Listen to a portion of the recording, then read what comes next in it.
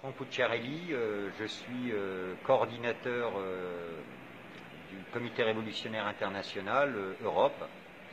Donc ce Comité révolutionnaire international est en quelque sorte la courroie idéologique du livre vert fondé par le guide Muammar Kadhafi.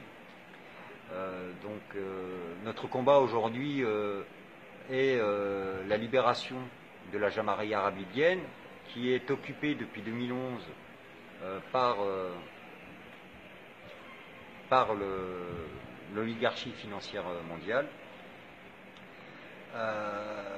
Donc notre organisation a pour vocation bien évidemment d'amener les peuples, y compris et surtout les peuples d'Afrique, à se libérer de ce colonialisme. Muammar Kadhafi a investi énormément justement dans le cadre de l'Union africaine, les États unis d'Afrique, pour permettre au peuple de pouvoir vivre librement.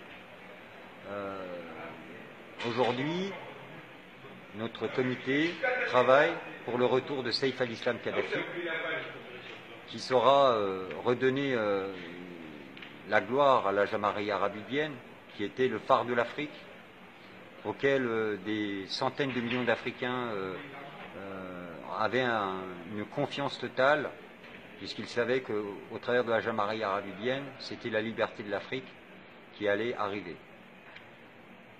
Vous n'êtes pas sans savoir, bien évidemment, qu'aujourd'hui, que ce soit l'Europe ou les Nations Unies, ces organisations criminelles asservissent les peuples.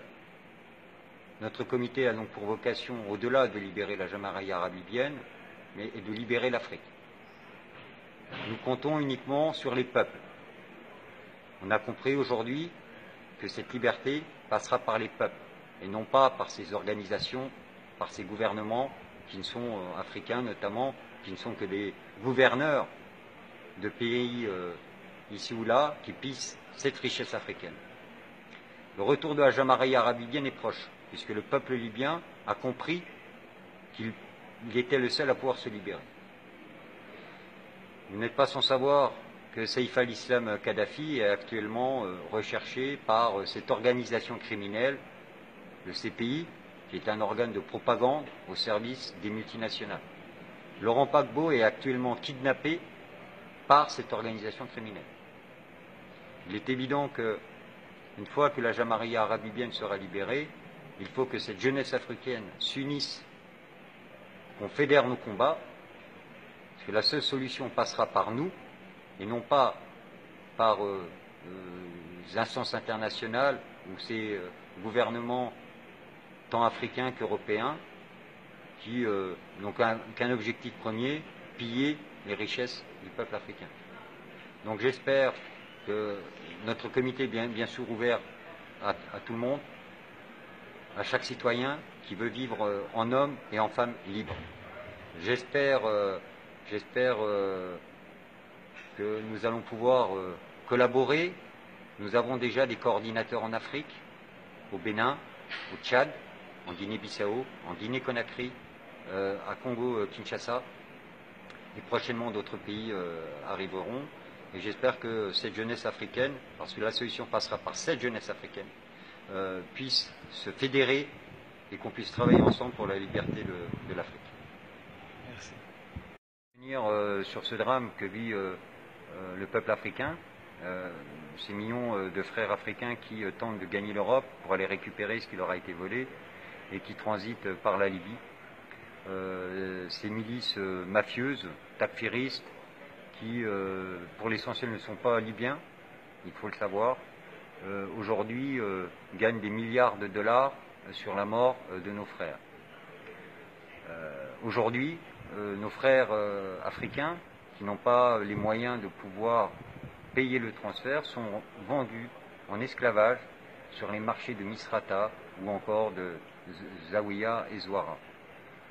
Ces zones sont bien évidemment tenues par l'Italie, la Turquie, le Qatar, et ces gens aujourd'hui n'ont que faire de cette jeunesse africaine qu'ils considèrent comme une marchandise.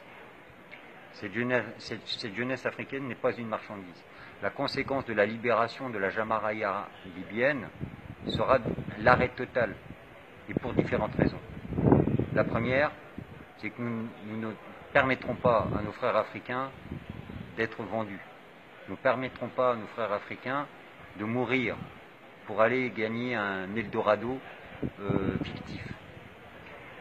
Donc nous libérerons la Jamaria, nous mettrons un terme, bien évidemment, nous neutraliserons ces réseaux mafieux, et nous permettrons à cette jeunesse africaine de pouvoir se développer dans leur pays et de pouvoir travailler en Libye, comme c'était le cas sous Muammar Kadhafi. Vous n'êtes pas sans savoir que 2 millions de nos frères africains vivaient en Libye, travaillaient, envoyaient de l'argent au pays, et ils n'avaient pas besoin de cet Eldorado européen qu'on vous vend au travers les médias occidentaux. Voilà. Donc, d'où l'importance justement de soutenir la libération de la Jamaria libyenne, puisque la Jamaria libyenne concerne l'ensemble de la jeunesse africaine. Je voulais aussi passer mes salutations au réseau Panacom, en espérant que nous allons collaborer rapidement pour faire éclater la vérité et pour pouvoir proposer des alternatives et des solutions pour la liberté de nos peuples respectifs. Merci.